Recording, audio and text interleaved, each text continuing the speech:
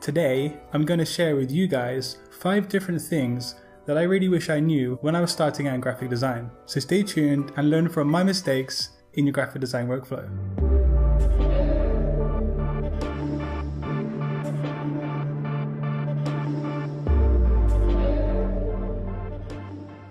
Yo, what is up people? Welcome back to Satori Graphics, the home of graphic design content right here on YouTube. Every single Friday on this channel, I'm going to try and make a graphic design related video that's dedicated to the business side of things in this industry. Because yeah, it's all well and good knowing how to use Adobe Illustrator for example, but when you cannot apply those skills to a business setting, they're pretty much useless. So tune in every single Friday and learn a thing or two about graphic design as a business.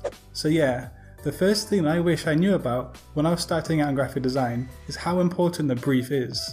I made the mistake of not reading the brief enough, and this goes for at the start of the project and also throughout the entire project itself. The brief is really crucial because the client should put everything in there that you need to use and you need to know to complete the project. The brief is like your map for this graphic design project. It tells you where to go and what you need to be focusing on.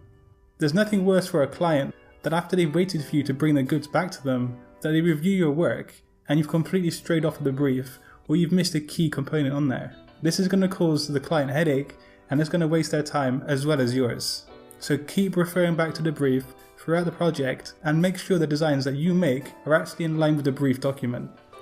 Now the second thing that I wish I knew as a junior graphic designer is the power of saying no. I've actually lost count of how many times I've started talking to a possible client and I've had kind of red flags crop up that are gut instincts that are telling me that this person is either going to cause me problems later down the line in the project or they're just not very professional. So this might be something like their spelling or their grammar is really bad, they're just really cold and they're not very good with communicational skills. But if a project doesn't feel right for you, and especially if you don't need to take it on at that specific moment in time, just say no. Because like I said, I've had many projects that once I started getting into them with the client, I wish I would have said no earlier on. This is just going to give you a headache and it's going to make you question if you actually want to be a graphic designer or not. Waking up every single day and dealing with a horrible client. It's not nice and it's not going to benefit your workflow. But of course, you might be in a position where you cannot afford to say no. And one of the key factors here is the price. If the quote they give you is, nowhere near what you need or what you expect, and they're not going to budge from that quote, just say no basically. And the third point kind of leads off from the second one, and that is negotiating. I'm actually going to make a whole different video based around negotiating a quote with a client and how to get yourself better earnings on your graphic design projects. But for today's video, I really wish that I knew the power of negotiation way back at the start of my career.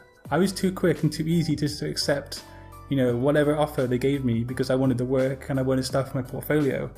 And that eagerness is great, but you need to look at yourself and know how much your worth is out in the graphic design industry. So if you already have a portfolio of work of some kind, and it is actually decent work, you can refer the client back to your portfolio and say, look, my time is worth more than this. I think this price would be more fair. And they might meet you halfway or they might just say no. But if you know that your work's strong and your communication skills are good, you're not really going to lose anything by asking for a bit more on the quote. Now, one time to really use negotiation skills is when you've already got quite a lot of work on. So maybe 80%, 90% of your time is already taken up by other projects.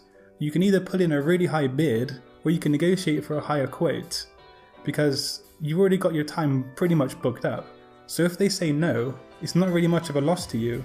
But if they say yes, you've just scored a really high quote project. It's basically a win-win situation for you. So when you're almost fully booked with your projects, that is a really good time to negotiate with a client or possible client for future work. But also, as your status starts to go up as a designer as you progress through your career, that is when you can start notching up your quotes and negotiating more. But yeah, I think early on in my career, I really wish I would have negotiated more and more with my potential clients. Now the fourth tip that I wish I would have known way back in the start of my career is not to rely so much on software, and I mean, the Adobe Creative Suite. Now it is useful, of course, it goes without saying it's essential to use Adobe software for graphic design, but I think designers sometimes they rely too much on this software. Being creative and a designer it goes back to using our hands, manipulating materials to have a final design outcome. And I think a lot of us have lost touch with that. We just boot up the computer in the morning, jump on it, and start typing and clicking away. But I think your designs can really benefit from a creative process, especially early on in the project, where you're getting stuck in hands-on with paper, with scissors, with pens, mixed media things. I've actually noticed that this really does help my workflow, and it helps me generate better ideas and better design outcomes too. So don't rely solely on computer software to generate your graphic designs. And the last point today on 5 things I wish I knew right at the start of my career is actually making a contract with a potential client. I've actually been screwed over before where I sent a design to a client without having any money up front or any contract, and they basically did a runner. I lost that client, I lost that job, I lost the money, and that was a hard lesson for me to learn. Before you start any work with a client, you need to write up a contract saying how much you're going to work for per hour, or how much the fixed rate is for the project. You also want to put in there that if you work over a certain period of time, how much you're going to charge for extra work added on. And also importantly, you want to sort out the legal side of things, so the client might want to hold all of the rights to the designs that you make, which means you would have to legally state that the designs you make are not your property after the project's been finished. But having a contract and having your client digitally sign it means you're not going to get into any trouble legally, and also you're not going to get stitched up and having no money. But also, along with the contract, you want to get a deposit up front. And what I normally do is I ask for 50% of the agreed budget before I start any work, and that all goes down the contract too. So yeah, write a contract before you start working with your next client.